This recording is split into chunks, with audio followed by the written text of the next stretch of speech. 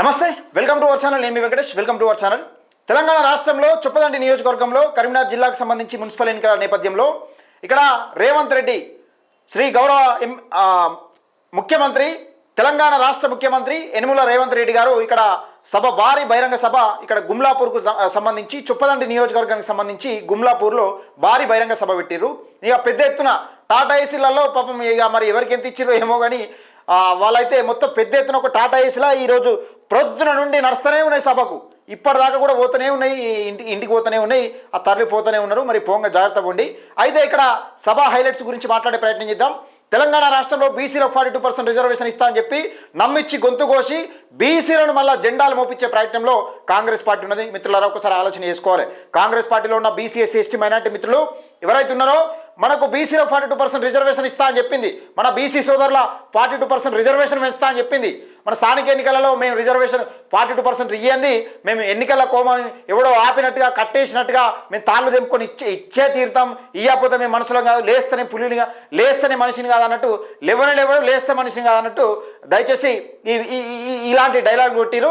దయచేసి ఈ వీడియోని ఎక్కువ మందికి షేర్ చేసే ప్రయత్నం చేయండి. ఒకసారి చూసే ప్రయత్నం చేద్దాం. సభా ప్రాంగణం ఈ మందిరాన్ని తరలించడం ఒక ఎత్తు అయితే ఖాళీ కుర్చీలు దర్శనమిచ్చినాయి. గుమ్లాపూర్ సభలో ఖాళీ కుర్చీలు దర్శనమిచ్చినాయి.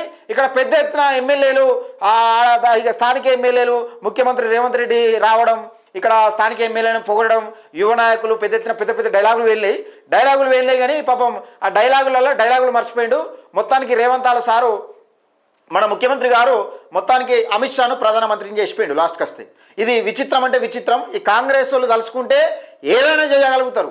ముఖ్యంగా రేవంత్ రెడ్డి నిజంగా తలుచుకుంటే అమిత్ షాను ప్రధానమంత్రిని చేయగలుగుతాడు, ఇంకెవరైనా కానీ ఇంకేమైనా చేయగలుగుతారు అనే నేపథ్యం కనబడతా ఉంది. దయచేసి మిత్రులారా ఈ వీడియోని ఎక్కువ మందికి షేర్ చేసే ప్రయత్నం చేయండి.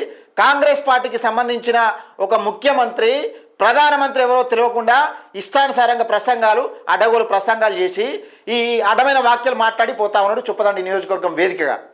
నీకు ప్రధానమంత్రి ఎవరో తెలియదు. ఏ ముఖ్యమంత్రివి? ముఖ్యమంత్రి లాగుల తొండలు దొరకొడతా, లేకపోతే పేగులు మేడలు వేసుకుంటా, ఈవెంట్ డైలాగులు నువ్వు ముఖ్యమంత్రివా లేకపోతే ఇంకేమన్నా? అసలు నువ్వు దేనికోసం వచ్చినావు? నువ్వు ఏమైనా సోయి ఉన్నదా నీకు? ఏం మాట్లాడుతున్నావు? నీకు ఏమైనా సోయి? మన ప్రధానమంత్రి ఎవరో తెలియదు నీకు? ఒకసారి దయచేసి మిత్రులారా వీడియోని ఎక్కువ మందికి షేర్ చేసే ప్రయత్నం చేయండి. చూద్దాం ఒకసారి ఏం మాట్లాడిండు అక్కడ వినే ప్రయత్నం చేద్దాం ఒకసారి. ఇక ఖాళీ కుర్చీలు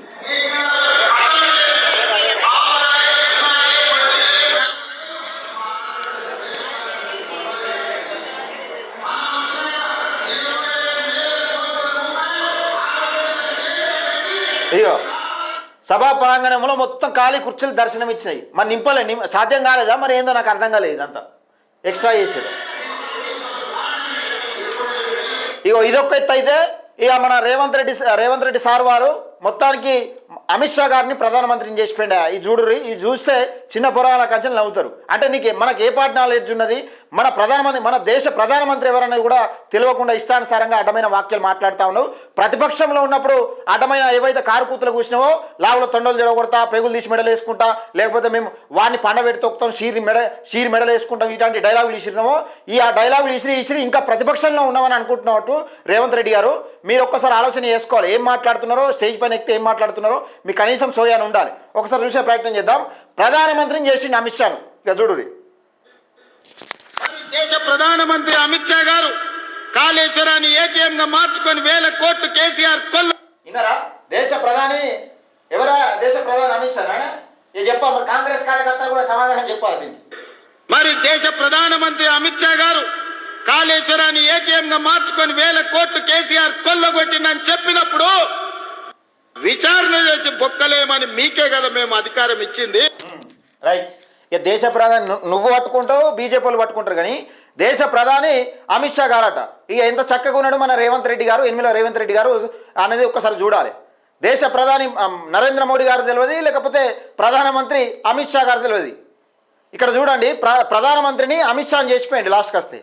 అది కాళేశ్వరం ఏటీఎం మిషన్గా వాడుకొని వీళ్ళు అడ్డగోలుగా దోచుకున్నారు, మీకే కదా అప్పచెప్పిందని చెప్తా ఉన్నారు. మరి మీరు మూకుమ్మడిగా కాంగ్రెస్ పార్టీ బీజేపీ పార్టీ మూకుమ్మడిగా మీరు మంచిగా దొందే అనే విధంగా పంచుకునే ప్రయత్నం చేస్తూ ఉన్నారు. తెలంగాణ రాష్ట్రంలో అన్ని గమనిస్తూ ఉన్నారు.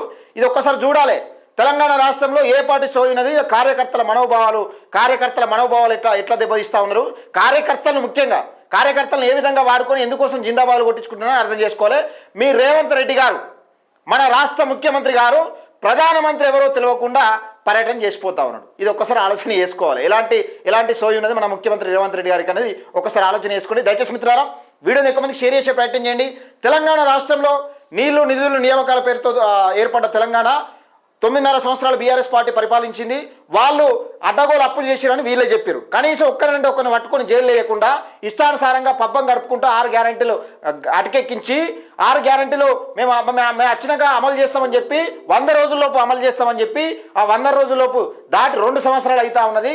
ఆ అమలు చేయకుండా, ఉద్యోగాలు వేయకుండా ఇష్టానుసారంగా ఇదే సభలు ఇదే ప్రసంగాలతోని అడ్డగోలు హామీలు ఇస్తూ ఉన్నారు. అడ్డగోలు హామీలు ఇచ్చి ఆది మర్చి అడ్డగోలు ప్రసంగాలు ఇస్తూ ఉన్నారు సభల మీద. దయచేసి మిత్రులారా వీళ్ళను తరిమి కొట్టాల్సిన బాధ్యత మనదే, మన బీసీ ఎస్సీ ఎస్టీ మైనార్టీ సోదరులదే. ఎందుకంటే బీసీలకు నమ్మించి గొంతు కోసి 42% రిజర్వేషన్ ఇస్తా అని చెప్పి ఇవ్వకుండా మున్సిపల్ ఎన్నికలకేంది, సర్పంచ్ ఎన్నికలకేంది, ఇప్పుడు మున్సిపల్ ఎన్నికలు నడుస్తూ ఉన్నాయి.